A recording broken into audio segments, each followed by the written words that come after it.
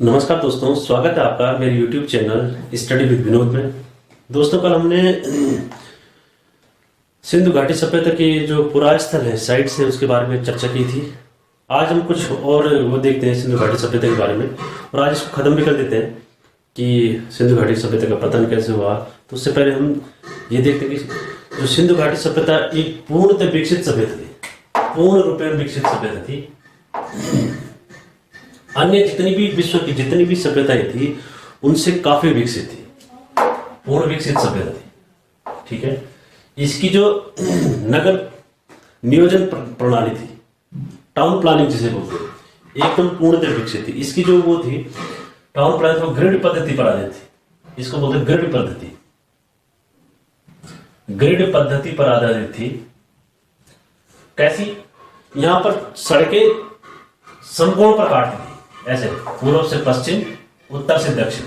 ये तो मेन सड़कें होती थी। इसके अंदर गलियां होती थी, इधर से भी ऐसी, इधर से भी ऐसी, इधर से ऐसी, इधर से ऐसी। और जो घरों के दरवाजे होते थे, ये खिड़कियां होती थी, वो मेन रोड पे नहीं खुलती थे, बल्कि वो गलियों की तरफ खुलते थे। यहाँ जैसे ये घर है, इसकी खिड़की दरवाजे इधर की तरफ खुले, न कि मेन रोड की तरफ। ये उनकी मुख्य विशेषता है। और इसका कोई कारण रहा होगा, या तो ताका झांकी से बचने के लिए करते थे कि ताकि लोग ताका झांकेंगे, या प्रदूषण से, यदि यहाँ से लोग चलेंगे, वो चलेगी कुछ भी, तो उससे क्या हो सकता है, धूल उड़ सकती है और प्रदूषण हो सकता है। इसलिए उसकी सबसे मेन विशेषता थी टाउन प्लानिंग, जो वहां पर थी। और दूसरी बात है समाज। समाज यहाँ पर मातृसत्तात्मक समाज था। समाज कैसा था? मातृसत्तात्मक समाज, मातृसत्तात्मक समाज था। मातृसत्तात्मक समाज होने का मातृसत्तात्मक समाज होने का एक वो जो वैज्ञानिक वो ये अनुमान लगाते हैं, क्योंकि वहां पर अधिकतर सबसे ज्यादा मातृदेवी की मूर्ति मिली। इसलिए अधिकतर जो इतिहासकार है वो ये मानते हैं कि वहां पर मातृसत्तात्मक परिवार था, मातृसत्तात्मक समाज था। ठीक है, मातृसत्तात्मक परिवार के साथ साथ वहां पर पूजा, वृक्ष और शिव की पूजा की जाती थी। वृक्ष और शिव की पूजा की जाती थी। वृक्ष और शिव की पूजा की जाती थी। स्वास्तिक, जो स्वास्तिक का चिन्ह है, वो ऐसा माना जाता है कि सिंधु घाटी सभ्यता की देन है। स्वास्तिक, जो स्वास्तिक का चिन्ह है, सिंधु घाटी सभ्यता की देन मानी जाती है। सभ्यता की देन मानी जाती है। ठीक है, सूर्योपासना, सूर्य की भी यहां पर उपासना होती थी। सूर्य की भी उपासना होती थी।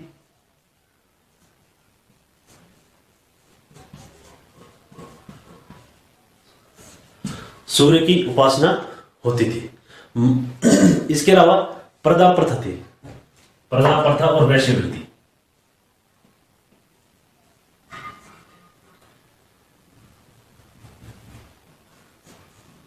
प्रदा प्रथा, वैश्यवृत्ति, ये विद्यमान थे। ठीक है, यहां पर शवों को दफनाने के दो वो मिलते हैं, दफनाते भी थे और जलाते भी थे। शवों को, जो शव होते, जब आदमी मर जाता है, मृतक का शव को दफनाते भी थे। दोनों पद्धति थी, मतलब कि सब जलाने की भी और दफनाने की। शवों को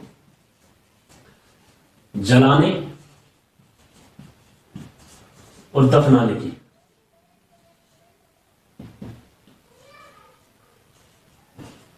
दोनों पद्धति थी। यहां तक कि जो जलाने की पद्धति थी वो थी मोहनजोदड़ो में। मोहनजोदड़ो में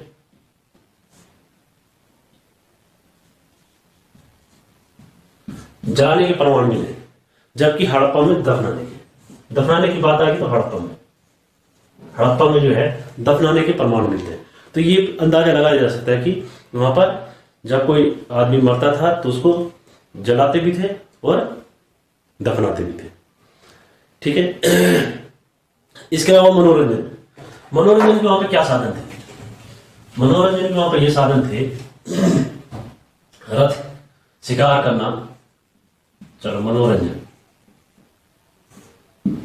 के साधन क्या क्या थे? शिकार करना, शिकार करना, मछली पकड़ना, मछली पकड़ना भी मनोरंजन का साधन था। इसके अलावा पशुओं को लड़ाना, ठीक है ना, पशुओं को लड़ाना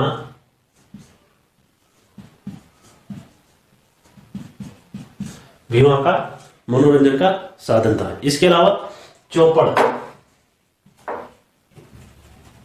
चौपड़ खेलना, पासा खेलना, ये वहां के प्रमुख मनोरंजन के साधन थे। इसके अलावा एक और बात नोट कर दीजिए, सिंधु घाटी सभ्यता से मूर्ति जैसी कोई मंदिर जैसी कोई संरचना नहीं मिली। मंदिर का वहां पे कोई प्रमाण नहीं, मंदिर के साक्ष्य नहीं मिले। मंदिर जैसे साक्ष्य सिंधु घाटी सभ्यता में नहीं मिले। वो सूर्य की उपासना करते थे, वृक्ष की पूजा, शिव की पूजा, लेकिन वो मंदिर जैसी कोई संरचना पर प्राप्त नहीं है। विदेशी व्यापार, उनका जो व्यापार था, इसीलिए इसको सिंधु घाटी सभ्यता को बहुत ही विकसित सभ्यता थी, क्योंकि ये केवल आंतरिक व्यापार नहीं बल्कि विदेशों के साथ भी व्यापार करते थे। तो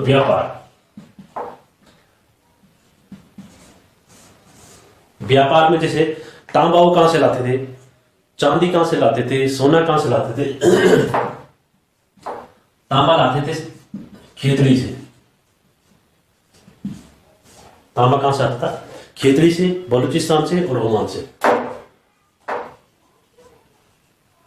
बलूचिस्तान, ओमान और ओमान से, यहां से तांबा आयात किया जाता था। चांदी आता था अफगानिस्तान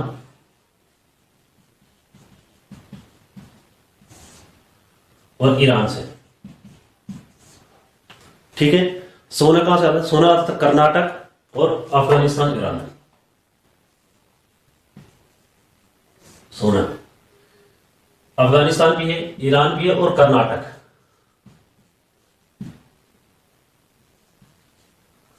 यहां से सोना आता था। टीन आता अफगानिस्तान और ईरान से। टीन अफगानिस्तान और ईरान, ठीक है।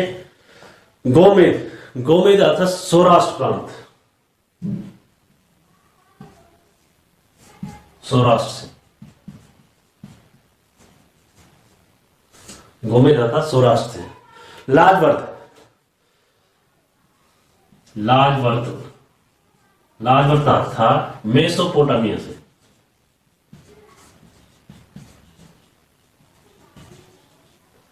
लाजवर्त आता था मेसोपोटामिया से, ठीक है। सीसा कहां से आता था, यह था ईरान से।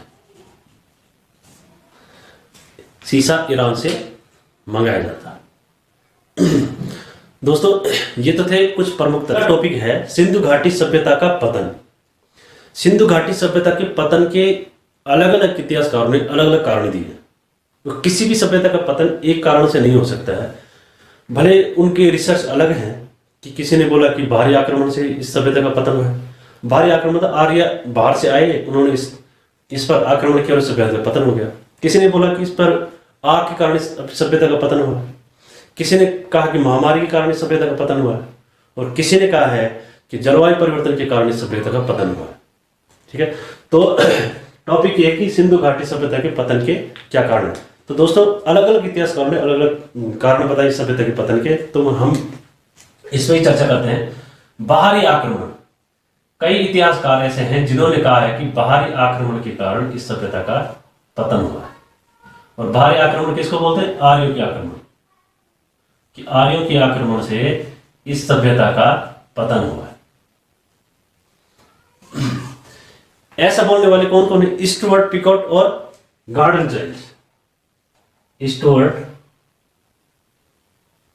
पिकॉट, गार्डन और चाइल्ड्स,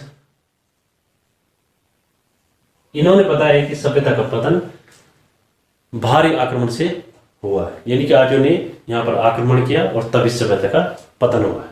बाढ़ के कारण, कई इतिहासकार बोलते हैं कि बाढ़ के कारण इस सभ्यता का पतन हुआ है। बाढ़ के कारण, M.R. साहनी बोलते हैं कि बाढ़ के कारण इस सभ्यता का पतन हुआ है। इसमें वाले हैं M.R. साहनी,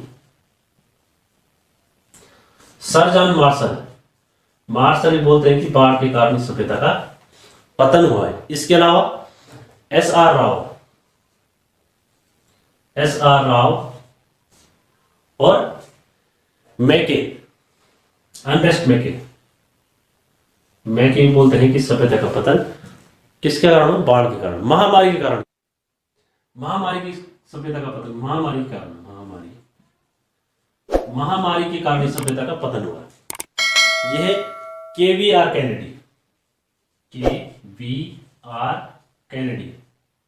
कैनेडी बोलते हैं कि इस सभ्यता का पतन महामारी के कारण हुआ। ठीक है। जलवायु परिवर्तन,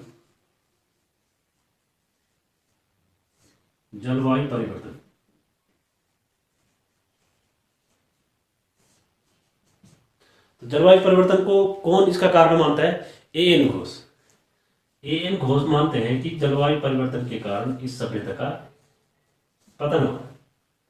इसके अलावा भूतात्विक परिवर्तन, कुछ इतिहासकार ऐसे भी हैं जो ये मानते हैं कि भूतात्विक परिवर्तन के कारण इस सभ्यता का पतन हुआ है। तो है मार्शल और रॉयसो। भूतात्विक परिवर्तन के कारण इस सभ्यता का पतन हुआ। इसमें है मार्शल, है जॉन मार्शल, जो ये मानते हैं कि सभ्यता का पतन किस भूतात्विक परिवर्तन के कारण। राइट।